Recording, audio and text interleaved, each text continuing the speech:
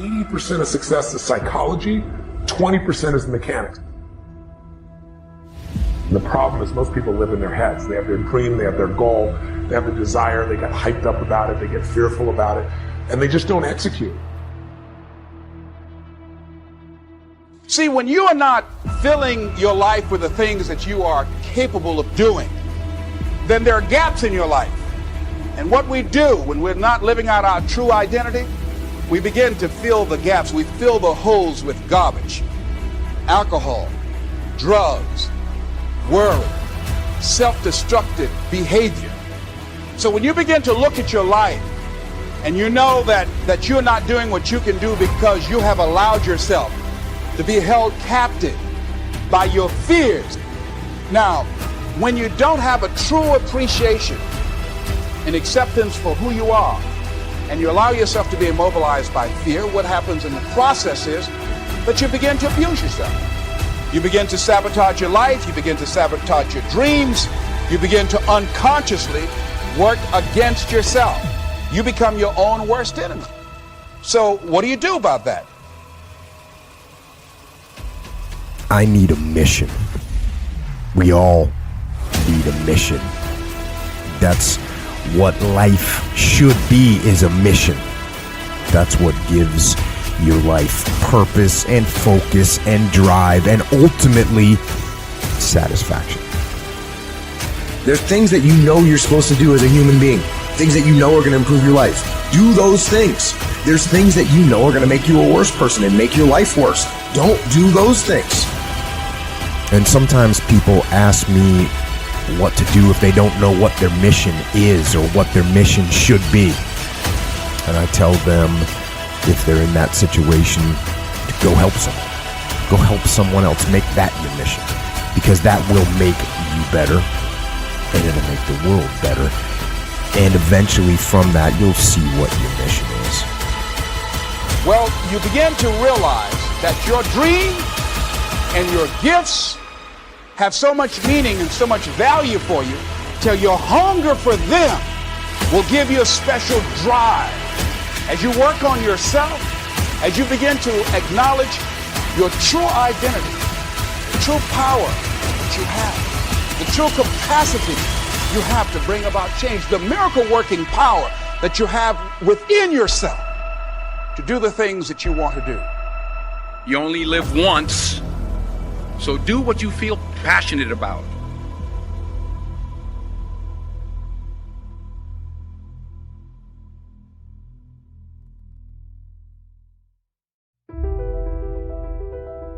So I'll start with this. Your life is a physical manifestation of the conversation going on in your head. I'm going to start with that. Can we just speak for like 24 hours on this? I love this. Right. Your life is a physical manifestation of the conversation going on in your head. So if you said nothing but thought everything, your life is going to show up to make your thoughts true. So you have one job. You have one job in your life for you, to make what you think about life true, so that you're not wrong. You don't want to walk around wrong. You want to be right about the life you see. So you're going to work hard to produce the life that you talk about in your mind. Whether that life is no one loves me, I'm all alone. You can be in a group of people and you will think, I'm so alone.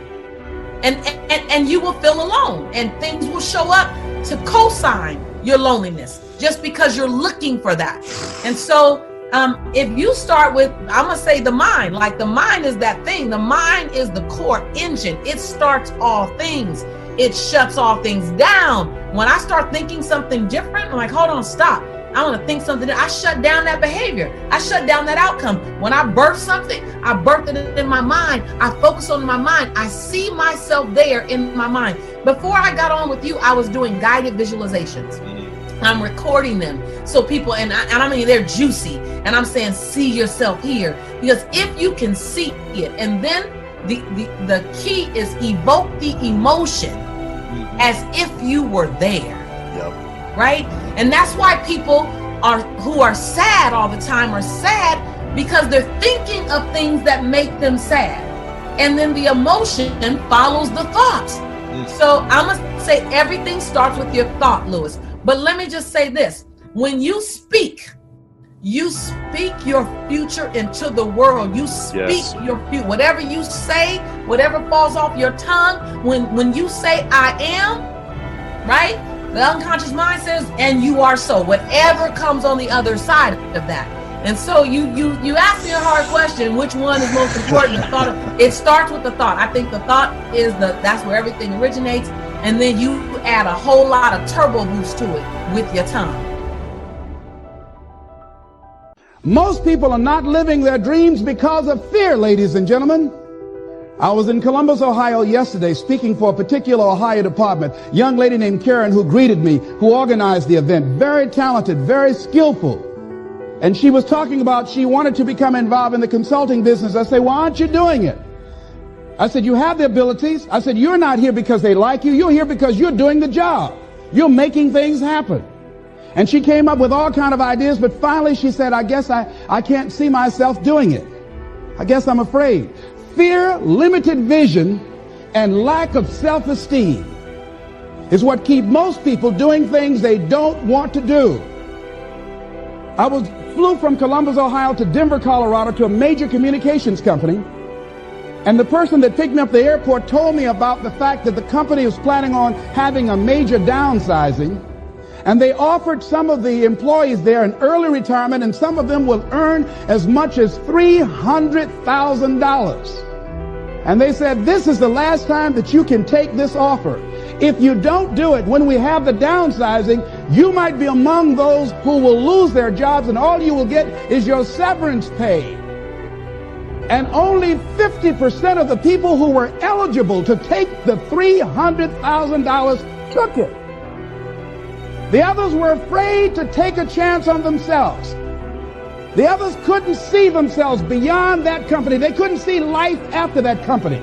The same reason that people stay in relationships where they're abused or they're unhappy or it's unfulfilling. They can't see themselves beyond that relationship. They can't see themselves enjoying life without that person. They think that this is all that they can do. The same reason that people get stuck at a certain level in life. They can't see things being better for them. And they think that this is it and this is all they deserve. This is all they've ever seen. It's been passed on to them. And they think that this is it for them. Oh no. Everybody experiences extreme stress at some point in their life. I don't care who we are. Something happens outside our control and it hits our life and it knocks us on our tail. It might be a health stress. It could be something with your family. It could be economic, career. It could be something emotional that happened, biochemical. There's so many things. It could be an environmental situation that had nothing to do with you. Every one of us in our lifetime are experiencing extreme stress. And these days, because of the economy and the way we respond to it, the majority of people are experiencing some form of extreme stress, at least according to polls. Stress doesn't come from the facts. Stress comes from the meaning that we give to things. Yes, those things have happened. But the real question is, if we fight what's happened, we've got a problem. We've got to decide, what are we going to do with what's happened in our life? How are we going to take this? How are we going to mold this? How are we going to turn our life around? Because when you come up with a new meaning, you get a new life. And we're going to take a look at something from a different perspective. We're going to ask you this question. What is the single force that controls the quality of your life? If there was one gift our Creator has given us, or the universe, whatever you believe, what is it? What is the one power that you have right now in this moment that can change everything? You have it, I have it, we all have it. This one singular individual power that can change anything in our life, regardless of what's happened to us. And I know you know the answer. The answer is the power of choice. The one thing we have in this world is we can't control the events, but we can choose what to focus on, we can choose what things mean, or we can choose what to do. Those three choices, those three decisions really control our life. It's not so much the conditions of our life that control our destiny as much as the decisions of our life. Try for a second to think about something. Think about your life. And just think about, are there a few decisions? If I were to ask you 2 decisions you've made in your life, you know, that if you would have made a different decision, you would have had a totally different life. I mean, it may be, a life may have been better, or it may have been worse, I don't know, but you would have a different life. I'm not asking you to buy into the fact that you should have known the answers. I just want you to see the power of a decision. How is your life better today because of the decision you made? Here is something else exciting. It's possible for people of modest means to start a wealth plan. You don't have to be wealthy to have a wealth plan.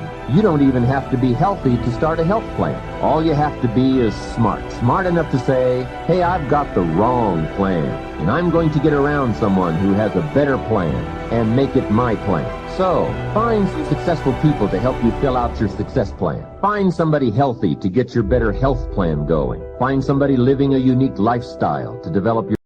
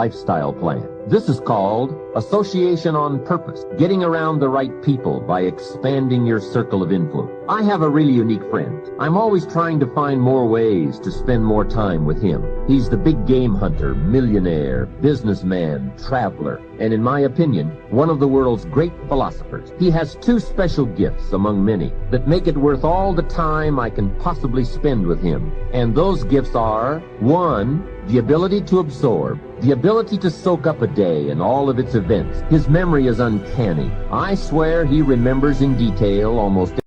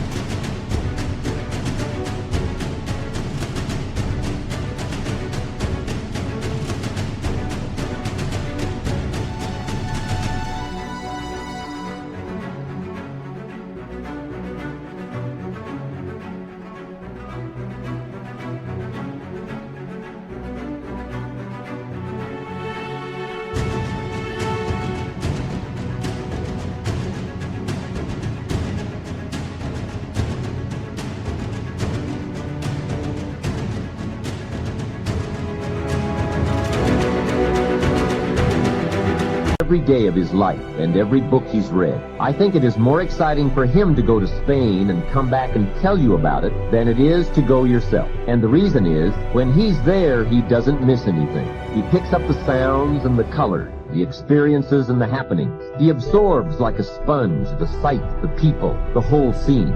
Then he has this second unique gift, the gift of expression. He can put all he saw and touched and felt into words, exciting words. When he talks, you can feel the water lapping on your feet. You can see the color. You can smell the aroma of the flowers and the food. What great gifts to absorb and to express. If I spend a day with him, I get my time's worth. He can put a year into a day's conversation. It leaves you spellbound. He can read a book and with flawless detail give you a capsule version, and more often than not, make it more exciting than if you read the book yourself. From Shakespeare to the Beatles, from Africa to Beverly Hills, he's got it, recorded it, and can express it with spirit and precision. You can imagine what a valuable association this is for me.